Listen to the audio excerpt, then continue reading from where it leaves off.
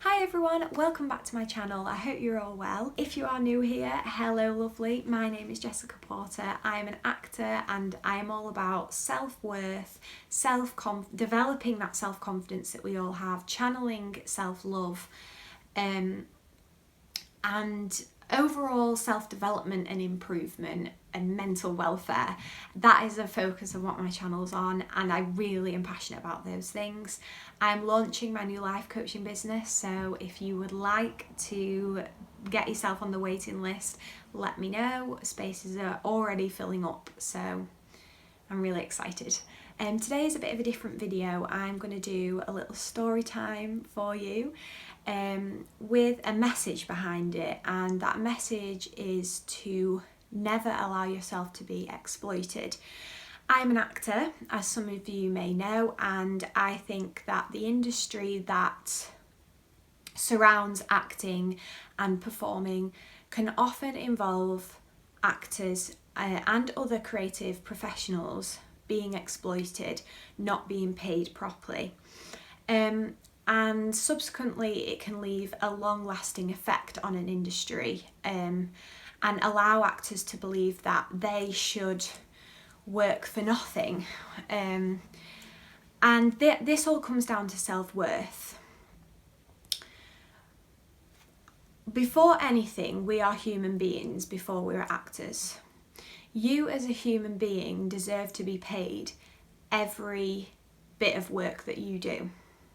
Obviously we have contracts and we have all this kind of thing that may alter different things, but you should always read contracts for what they are and question them. You have every right to question them. But your self-worth is something that is really important and should be really taken into consideration when bearing in mind your occupation too. And that is what this video is about, essentially. It's about knowing your self-worth, and that can feed into your occupation, and you should never allow yourself to be exploited.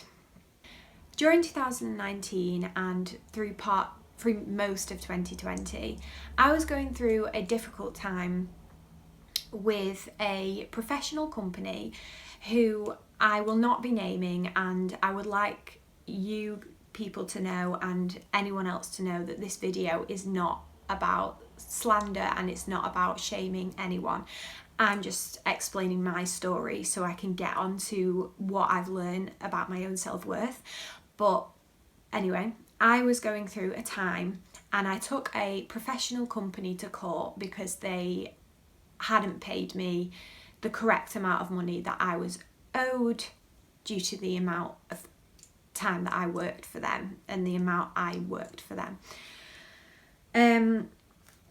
I did this job during 2019 throughout the summer, and I will explain what happened. So the casting was explained to me, and was explained that on top of the money that you're paid, you get accommodation involved, you get all these different benefits within this package, and it sounded really good and something that I would like to get involved with.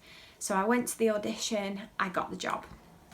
On getting the contract, I emailed the company and just asked about the fee. I questioned the fee, which I have every right to do, because it seemed that I was being massively underpaid for the amount that I would have been working of 18 weeks work.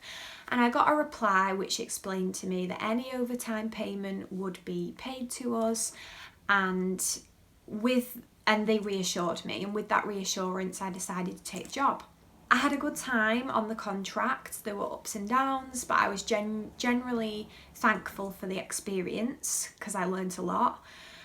With me was 5 other cast members, and throughout the tour we had a good time, but 4 of us, including me, definitely realised that we weren't getting paid enough, and we wanted to question this. So we approached equity about how we should approach this, whether certain terms in the contract meant that we wouldn't be able to claim for that money, of overtime, to which I knew we could, because I had an email stating that.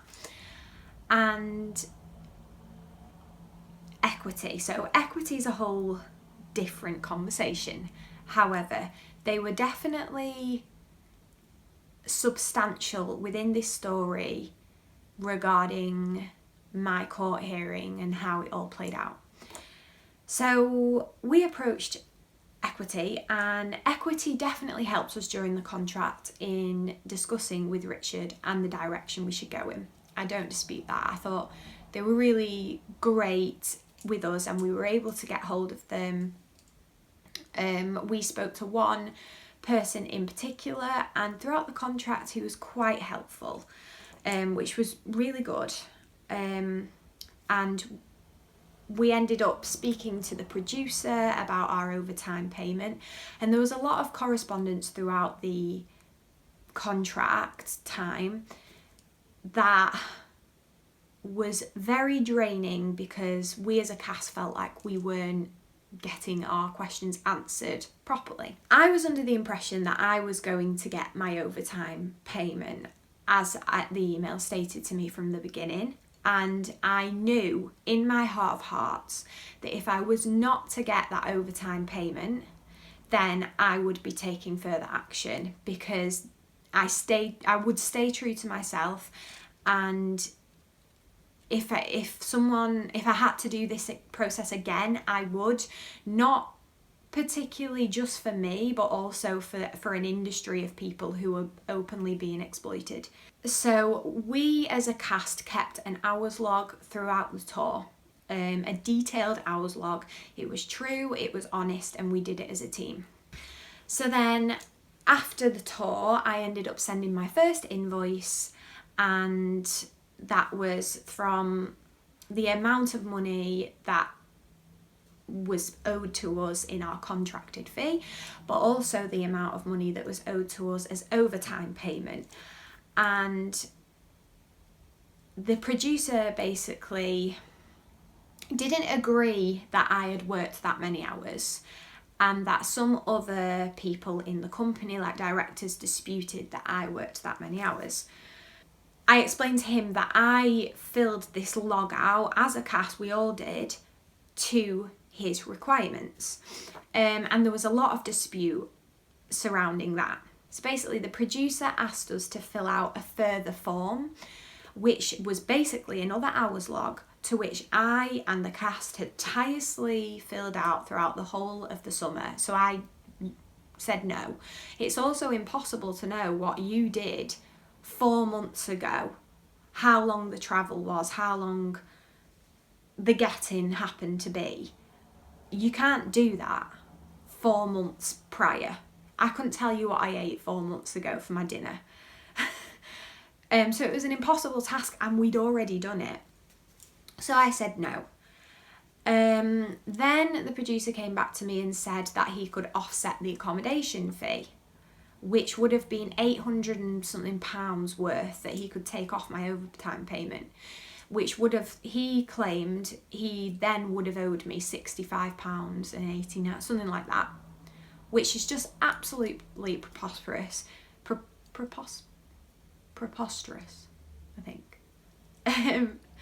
Bearing in mind that my overtime payment was well over £1,000 worth of money. So we're talking thousands, we're not talking, a few hundred.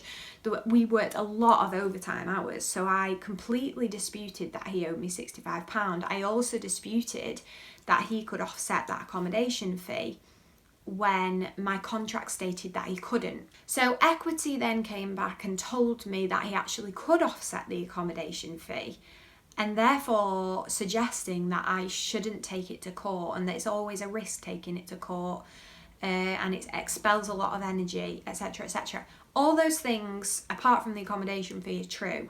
Taking it to court is a lot of energy. There's always a risk of you losing, but I always knew that even if I lost, this wasn't about money for me, considering I didn't take any settlement figure and it took over a year, this court process, to happen. I was doing it so that actors didn't get exploited.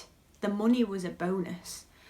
And I also knew my self-worth. I knew my self-worth from the beginning, and I knew I was worth more than accepting a settlement figure for so little when I'd worked so hard during the tour. So I ended up taking it to court. And that whole process took a long time. I had to get all my evidence together. I had a big file worth of evidence, probably too much evidence, but I put everything into it. It took me weeks to get all this evidence together. That was all the correspondence, everything. And it went to court.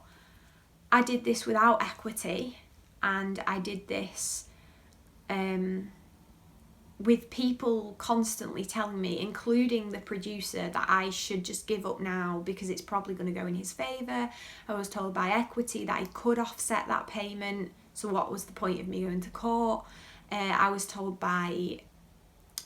My family were really supportive, friends were really supportive, but I was told by people in the company that they don't understand why I was taking it to court. And other people that I know, is it worth taking it to court? And my answer is, if someone ever says that to you and you're going to court to fight for your own self-worth, then it's always worth taking it to court, even if there's a risk behind it. Those people who question that don't know their self-worth properly. At the hearing, it went so well. The judge disagreed that the accommodation offset could happen, therefore equity were wrong. Equity, who fight for the rights of performers and fight for fair pay and fair rights in the workplace. The producer agreed that I'd work that amount of hours, so therefore I got my whole fee. I also got interest on top, and all I kept saying was, I can't believe I've done that, I can't believe I've done that, and therefore echoing my own lack of self-confidence. And that was apparent to me, and I started changing in the last few days. I've started changing my language to, I did that and I can do anything.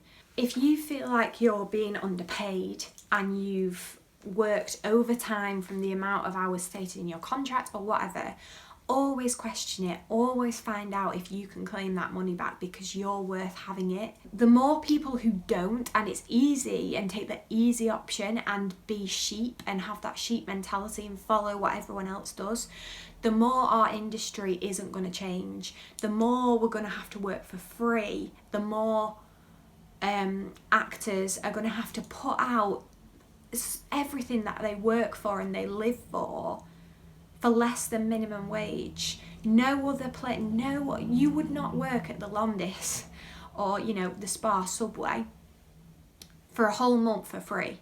And that was essentially what I was being told. I was literally getting a full month's wages. I wasn't getting a full month's wages. And I was just expected to work all that overtime, those 100+ hours of overtime, for free. No manager would ever expect that from you anywhere else. So do not allow equity, producers, anyone who's reputable in the industry to tell you that you are, that's normal. Anyone who's done a wrongdoing to someone, excuse me, I've not got COVID. Anyone who's doing a wrongdoing to someone should apologise.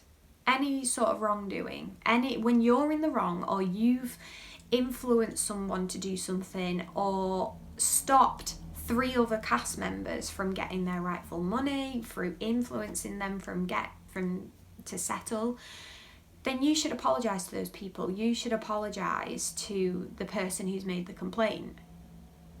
If you've had any wrongdoing.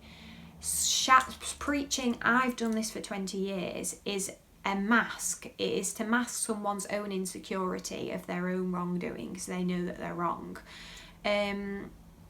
It's seen in a lot of high power positions. A lot of men over the age of 50 who are white often do it.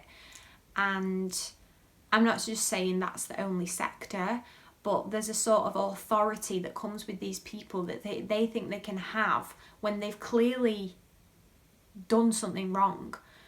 everyone in this world, no one is superior. So everyone should apologise. Even if you think they're inferior, which they're not, you should apologise to those people.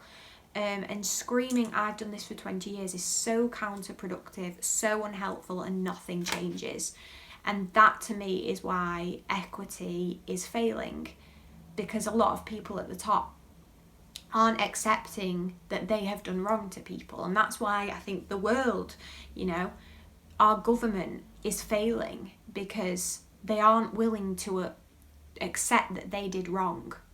And that's how we make change. Seeing things through understanding. I can understand why he wanted me to settle, but seeing things through understanding allows change and allows things to grow and develop and blossom and become amazing. And that's what the union I want to be a part of. That's the industry I want to be a part of.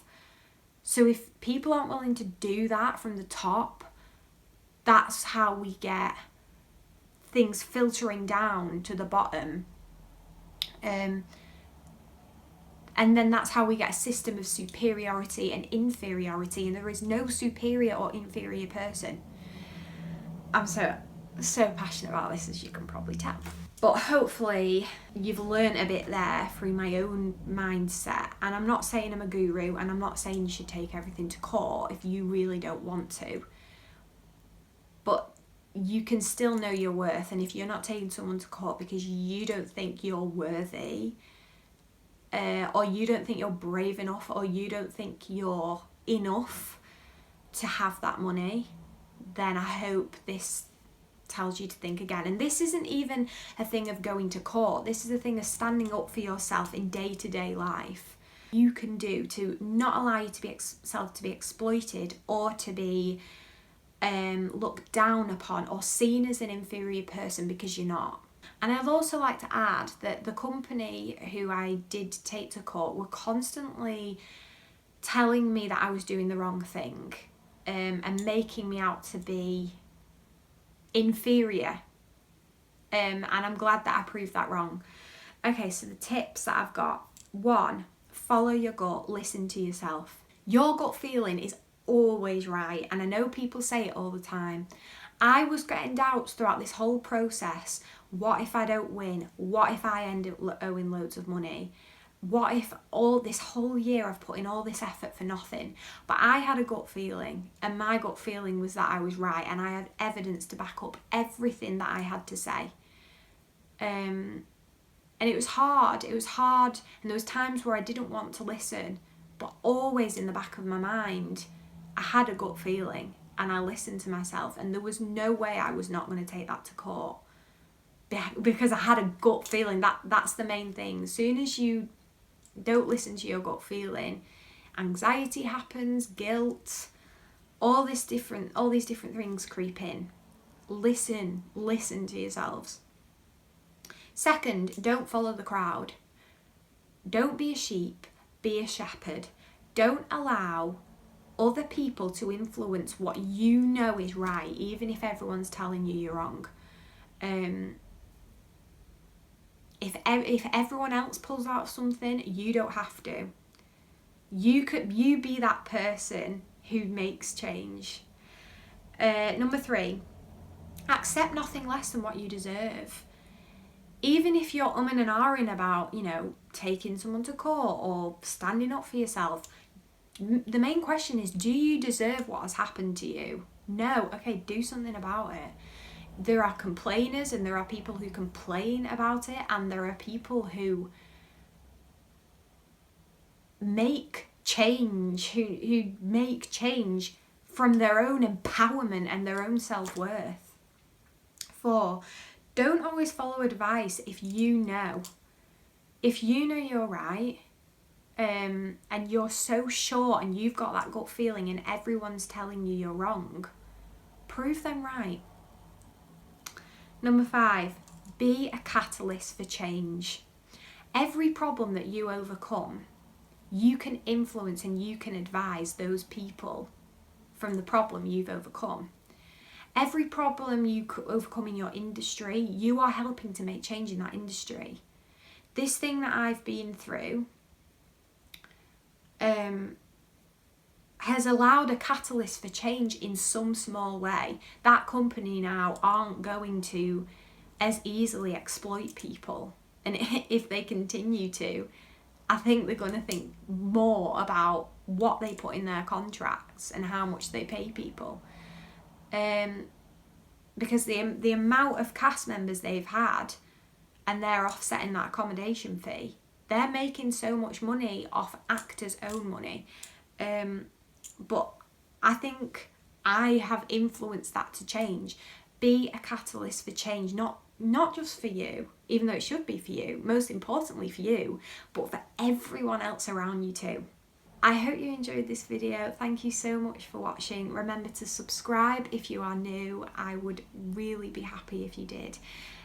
Give this video a like if it gave you some empowerment, some influence, anything, or it helped you in some way, or it was just interesting and it's taught you something for the future. And leave me a comment about anything you thought, any of your opinions. I'd be really interested to know. And without further ado, that is the end of the video. Thank you so much for watching, and I will see you in the next one.